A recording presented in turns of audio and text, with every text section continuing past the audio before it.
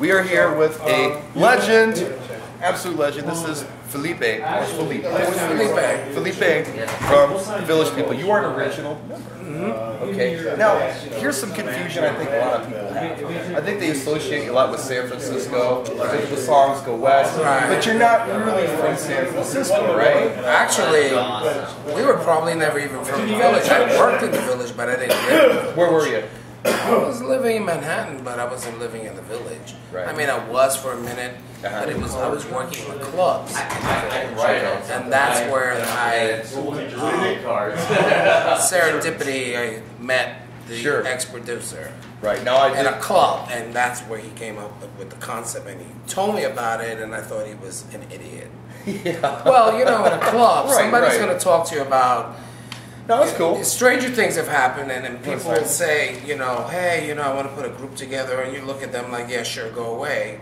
And then he was really persistent. Right. And a DJ friend of mine, the late Richie Rivera, he did Hallelujah 2000 with me and a bunch of other people. He said, no, he really is a DJ, so you really should listen to him. So. At the time, he had the Ritchie family, and he had Best Disco in Town, and Quiet Village, which was my theme song. So I would dance that, and I had sleigh bells on my ankles, and, you know, so it was pretty, impact was pretty strong. And it was in my youth. I was like beautiful back then. I was beautiful back then, you know? It's, for us, it's so cool to have you here because we play your songs all the time. As DJs, sometimes we just need to give them that extra, everybody knows it, it's boozy, the kids know it. How does that make you feel all these years later? I mean, could you imagine back then that, what are we looking at? 34 years. Yeah, that they're still doing. Did you ever? Well, it's not a surprise now, but it was back then, and it was 10 years ago. Did you think you were just going to be like this? Yeah, we thought it was just going to be a 1-minute concept group, maybe an album or two, and then, you know, like you do in the industry, you move on to the next big thing and the next big project. And I had my hopes and dreams set up on being a movie star and all that. And then when the group broke up for 17 months, I then started doing television and Fame, did an episode of Fame and something like All My Children. And then they got back together. And it was like, it's the ball and chain now is what I call it. It's been good to you. It has, no. It really has. It's just the travel is what really sucks now. The glamour is all gone. You have to be super ultra rich to really fly comfortable and really, you know. And how many shows do you guys do a week sometimes? Well, in a week, well, one show turns into 3 days because there's a day to travel, day to show. Right. So if it's two shows, then it's 4 days out. Right. And then it's 5, then you're out a week, a week and a half to 2 weeks. And then, I mean, in the summers, we knock out sometimes like 10, 15 shows in a month. Yeah. And that's non-stop. That's a lot. But we have to take it while it's there, because then the winter months are lean, so. Right. So this is maybe more. And I speak from experience, when everyone's at home during the winter, it's like, let's get out of town. Because everybody, family, girlfriends. Yeah, but then when we're on the road for too long, then we want to go home. We're like, God, can't we just get home? No, guys, doesn't this sound familiar with gigs? It's the same thing. It's the same thing. It's the same thing. Maybe a little more big time for these guys, but it's essentially the same. But it's good though. It's a blessing, and it's an honor to be here and to do what we love to do. It's an honor to have you here. I have a question, and answer it however you want. I have heard things about the song YMCA. Oh, not true. Not true. It was a filler song. Okay. I've never went to the YMCA. No. Never even owned the membership. No, nothing. I know where it is, down the block on 23rd Street, the one that McBurney, the one that we sang about. Yeah. Is that the same one that was in the movie? Cast on the movie? I think so. But no, that one was the interior shots were done in Los Angeles, in Glendale. Yeah, Glendale YMCA. Okay. In California. But it was a filler song. They needed one more song. What was the A-side? The A-side That was not an A side. The Cruising, I'm a Cruiser was going to be the single. Okay. And the Women was going to be a B side. But Neil Bogart heard the whole album from Casablanca Records. And he said, that's the hit. I have that on one side of vinyl. Yeah, and he said, this is the hit. And it sold 3.5 million copies. Damn. And 12 around the world. So that was huge. Yeah.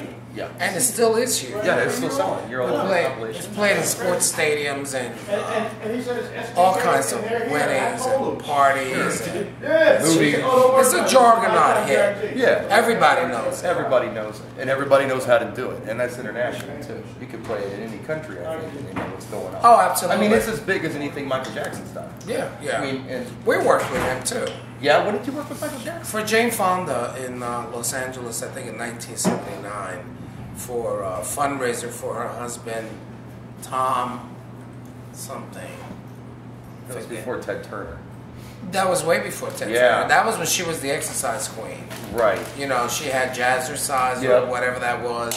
Sure. On Beta. She made a fortune on it. Oh, yeah. You know. You changing it or not? No, I'm gonna leave.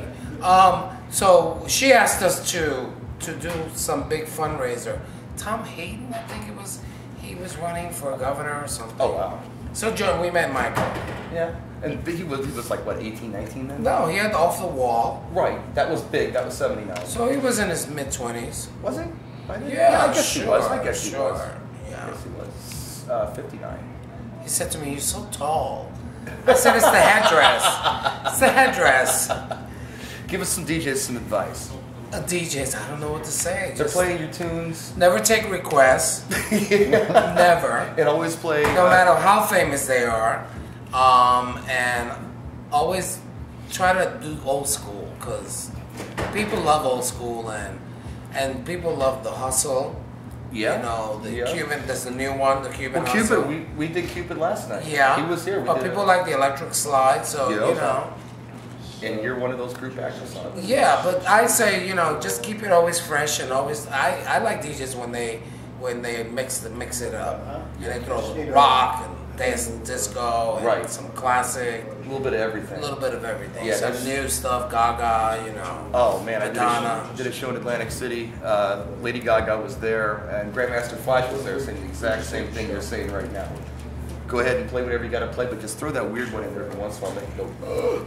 And that's kind of you. That's you. Yeah, well, you know, the thing is that once again, it just keeps reminding people that music, you know, is timeless. Yeah. And when you're at a really good rave party and they're playing really old stuff and then they're playing the new trance electronic music, but the DJ comes out of nowhere and he sneaks in something from yesterday, that takes you back to the time. It's timeless. Right. Absolutely. And that's what I love about music. I know you got to get immediately. It can take you to a place and you remember where you were when you were. It's association. I mean, we exactly. all have that. Yeah. And that's the magic of programming, as we call it. Right. It's association. Right.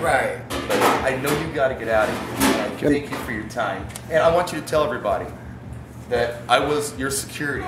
He was my security. Of the. He got me my rum and coke and I carried my bag and pushed people out of the way. I pulled the crazy old lady off of you. He pulled the crazy old Spanish woman off of me who was trying to make out with me. Is there any other kind of Spanish woman? Well, you should have taken my place for that. No.